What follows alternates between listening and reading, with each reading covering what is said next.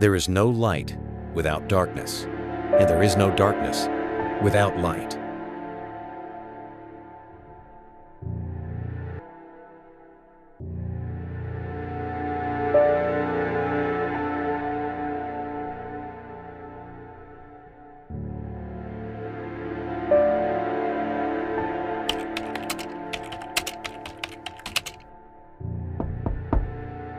Honey? You busy? Shit! You hate being disturbed in the middle of a writing session.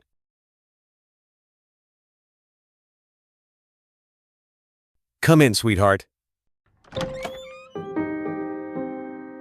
A few seconds later, Emily approaches and leans against the doorway, contentment brimming from her eyes. It seems to you as though her stomach is even bigger than it appeared this morning. I know, you don't like being disturbed while you're writing, but it's your birthday. And I have a nice surprise for you. A surprise? Emily then proceeds to jump on your lap, the scent of citrus accompanying her. She kisses you softly on the cheek. Wow. You're getting heavy, my love. Maybe you should stop drinking all that beer. You're becoming obese. Emily raises an eyebrow, just daring you to continue. But she quickly interjects. I was thinking about a name for our baby this morning. How does Olivia grab you? For a boy? That's downright mean. Or a girl, you swine. I know we agreed not to know the sex of the baby, but that doesn't prevent us from finding a name. Our sweetie pie is coming soon. Real soon. 3 weeks max. She pensively caresses her stomach. To be honest, I prefer Chloe. Really? I like it as well. But why Chloe? Chloe was one of my old flames. I was madly in love with her. Emily smacks you on the arm. It's out of the question! There's no way we're doing that. Are you kidding me? You're pushing my buttons, Jake. I was only 5 at the time. It happened in daycare. You know, it was love at first sight. Little blonde girl. I was moonstruck. In that case, you're forgiven, which I extend to your childhood lover. So let's go ahead with Chloe then. I really like it. Slow down, sweetheart. We're not even sure if we're having a girl at this point. Emily, don't get me wrong. I don't want to ruin this moment for you, but I really need to get back to my manuscript. I need another 30 minutes or so. Then I can finally finish. Nothing doing. You'll finish it tomorrow. And besides, the doctor said you absolutely have to rest that hand of yours. Your tendinitis has been really bad these days, and you can't keep pushing yourself day and night. Pumpkin, I have to submit this blasted manuscript in little less than a month. And, hell, I'm really behind schedule. Another half hour, I promise. That's it. You'll finish it tomorrow. Ella, I'm taking you to Ches du Pont for your birthday tonight, and I want you totally rested.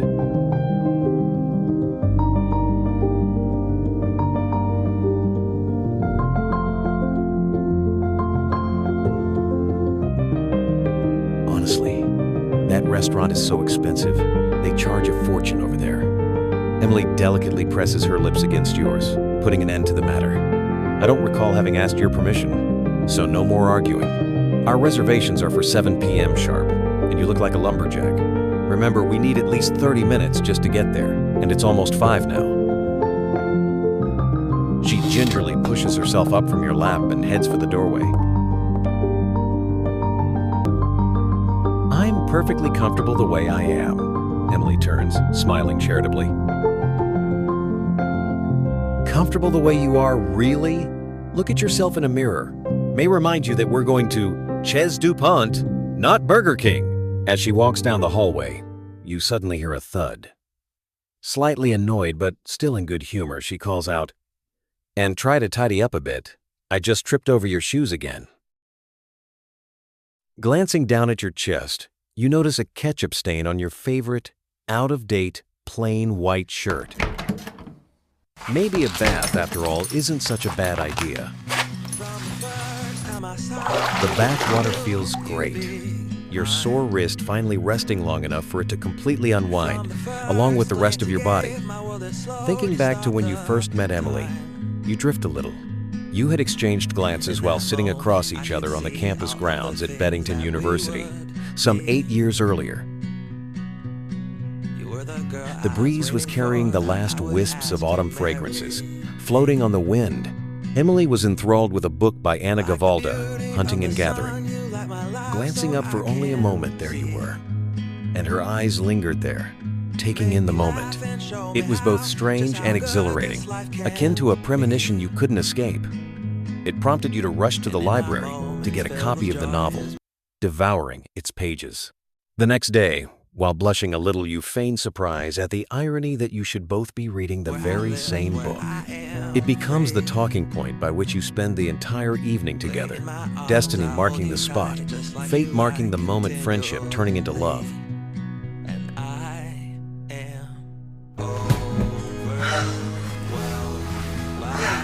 In the coming weeks, she had a way of smiling at you, a candid, honest glance that made you feel as if anything was possible. Her demeanor had engendered a kind of hope, the type of hope that comes when there's a hint of romance in the air. As the autumn leaves swirled in the wind below, you made love to her. The color of her skin, her citrus scent, the way she looked at you, nothing else mattered. You hold each other long into the night, candlelight, flickering in the shadows, not wanting the moment to end. Moonbeams come flooding in through the window, leading you to a promise. Then and there, you both swore to never let go of each other. That it would always remain this way, a love undaunted by time. What a difference a person can make in changing the course of things. Prior to meeting Emily, for the better part of a year, you had been harboring a woeful and dismal attitude, an almost constant negative disposition. It was destructive in nature, like a black hole, swallowing everything in its path, nothing but itself to feed on. Your first novel wasn't going anywhere. Your grades had started to plummet, and the constant drinking was getting way out of control. Emily had appeared in the midst of the blackest of nights, a brilliant comet lighting up the darkness. Despite the myriad of stars you had seen throughout your life, you never gave any of them a second thought. You had stopped believing in fables a long time ago. But as it happens, just perhaps, there was something out there, something far more than coincidental. In the years that followed, you began changing with the times, season after season. You gradually finished your first novel and received a varsity letter with honorable mention. Wedding bells followed in spring of 2015. The pact you had, made on that fateful evening, never dreaming it could be like this, became a reality. You wed. It had taken a while, 4 years to be exact, in order for the good news to finally arrive. 4 years of falling hard from the mountain peaks to the valley below.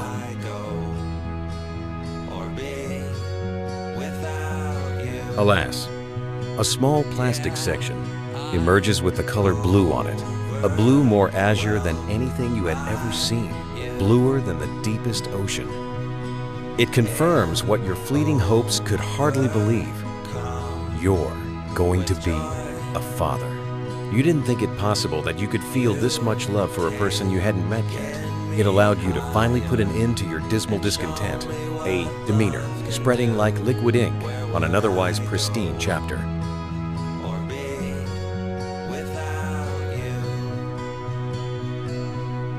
The time had come to turn the page. You're 30 years old today. In a few more weeks, a daddy. The thought of it makes you smile. Hurry up, Jake. I don't want to be late. The water temperature having turned frigid, the steam having vanished, the abruptness catches you by surprise. You slowly open your eyes, coming back to your senses.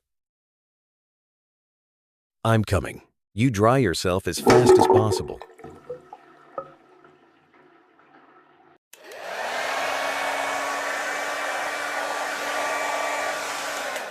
Emily is wearing a sumptuous red dress, the shape of it perfectly complementing her added disposition. Slim, black purse in her left hand, and a little gift box, as red as her dress, in the other. How do I look? So, Jake, what do you think? It belonged to my mother. She wore it when she was pregnant with me.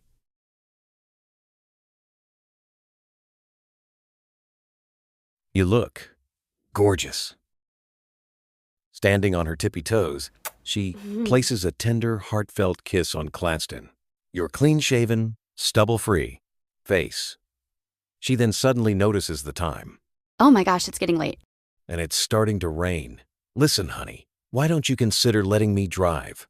With so many twists and turns, it might be difficult with your wrist, the way it is. I'm able to drive just fine, don't worry. Never needed two hands to finesse a steering wheel before. Believe me, I can get us there no problem. In any case, Lou'll be driving you to the hospital in a couple of days, and I need the practice. All right, my love. But please be careful. Don't forget, we have an extra passenger on board. The weather slowly begins taking a turn for the worse. The mood is somber as the heavy fog blowing in, rolling in from the hillside. The black pavement becomes like a mirror reflection, sleek and glass-like, making it difficult to adhere to. Time standing still. Maybe it was. The sun's residue had left a fragmented, ruddy glow, barely visible on the horizon. It was then, from the corner of your eye, when you notice Emily smiling at you. Why are you staring at me like that? I'm just happy, Jake. No reason in particular. It's your birthday. And you know we'll be 3 pretty soon. You smile back at her. The dusk, at first timid and fleeting between the trees, floods the greenery by the roadside like a sea of murkiness. And the entire scene becomes drenched in the coming eventide. Shortly afterwards, it started raining, a downpour akin to streaks of silvery filaments coming down with zeal, the sound overshadowing the roar of the car. It's almost 7 o'clock. I don't think we're gonna get there on time. Our reservation isn't going anywhere. Don't worry, they're not going to cancel our dinner reservations for a lousy 15 minutes. At the bend of a particularly tight curve, you notice a pair of dim headlights advancing at high speed, zigzagging all over the road. The dense fog muddles your ability to judge the distance with any degree of accuracy. And the automobile you thought was far away suddenly emerges out of nowhere. My God, I can't believe it. He's in the wrong lane. Everything is happening so fast. Paradoxically, time slows to a standstill.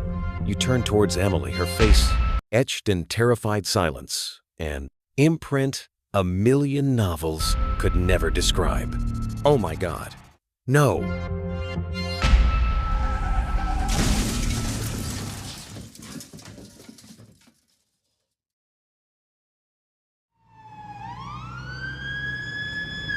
Few memories remain of that terrible day. The brute force of the impact had been so intense that it obliterated everything. Yet, a few of the shadows linger on. Sirens in the foreground, death in the background. Trapped behind the steering wheel, unable to move a muscle, you peer helplessly at her motionless body. Lying lifeless on the pavement, Emily's body lies there, staring into nothingness. You remember the wailing and the screaming, that of your own. Then, perhaps worse, a penetrating silence, deep from the abyss, from the emptiness within.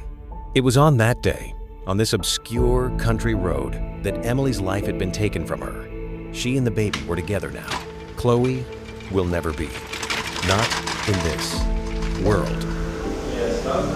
Night became morning. The minutes, hours, the hours, days. An orderly opens the window. You fall back asleep. Where did the time go? You're discharged from the hospital a week later. Cerebral trauma, a double fracture, multiple lesions. Before leaving the hospital, you're given a small plastic bag containing Emily's personal effects. Her blood-stained dress, a few pieces of jewelry, a black purse, and a neatly wrapped, perfectly intact red present.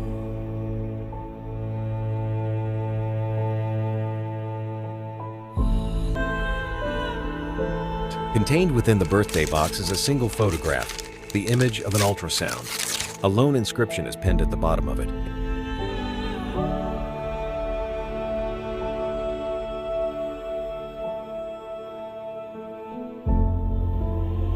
It was her gift to you, a broken promise, the best birthday gift ever. She has her nose.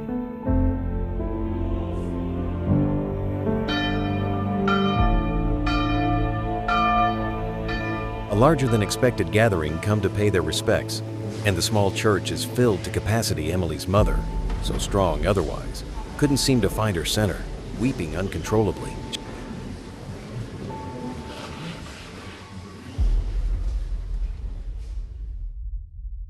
She occasionally glances towards you as though needing someone to blame, her eyes hardened with anger, flowing with tears.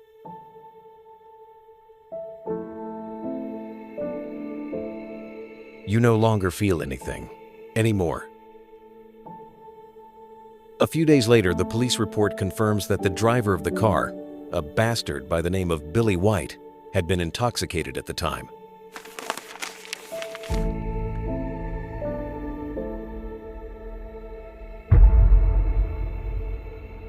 The 8-year-old, a repeat offender, had a history of being incarcerated.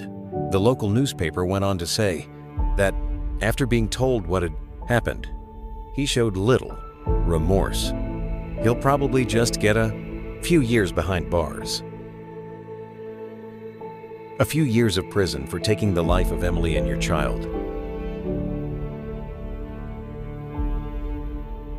It's so unfair.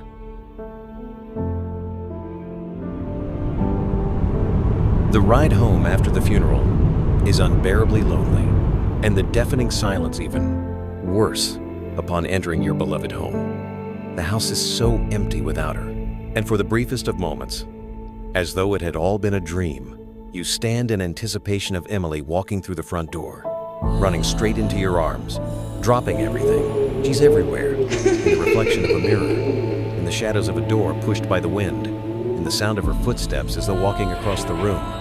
Her sweet perfume, lingering there in the bedroom, remains like a fixture embedded in time. But before long, the day coming to a close, your thoughts return to a place of bereft. The entire night, sitting in your armchair, the sorrow turning to anger, you fix your gaze upon the smoldering ashes, and like a medieval blacksmith pounding away at your soul, the bitterness grows into hatred, and hatred into madness. You stare at it intensely. The Colt, revolver your father left you, an ardent desire for revenge, burning a hole in your insides, devours your soul. You can't stand it anymore. You decide that you have to move anything to lessen the torment of what you're experiencing. Emily had requested that her ashes be buried a little beyond the backyard veranda, adjacent to the woodlands.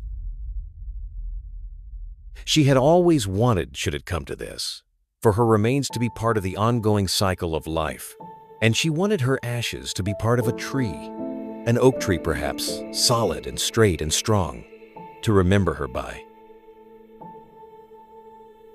You insist on planting it alone.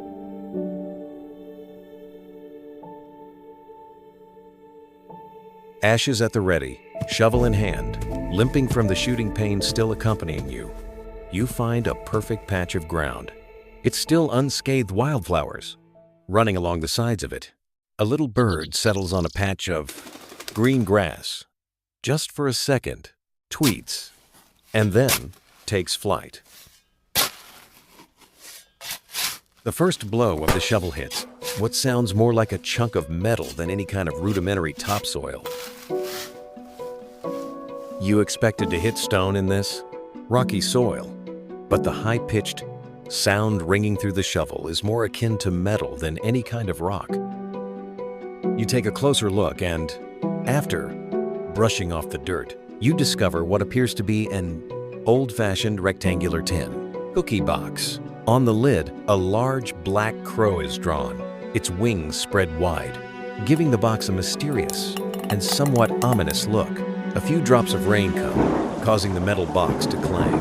The sky crackles with the sound of lightning, and the rain falls so furiously it feels as though you're being slapped in the face. What was overcast a while ago is now awash in this lonely, bleak undertone. Placing the cookie box under your arm, you head straight for the house. Soaked to the bone, you warm yourself by the fire. You place the cookie box on the kitchen table while easing back into your favorite armchair, exhausted. Your left leg strained by the brace around your knee, is pulsating with pain. It's almost imperceptible as you turn your head from side to side, a low-lying buzz you can't put your finger on. It sounds like the static of a bygone radio station. Suddenly, your eyes are drawn towards the metal box. You gaze at it with ever-increasing intensity. You pause before opening it. Wrapped in a dust-covered, clear plastic bag is the source of the anomaly, an outdated.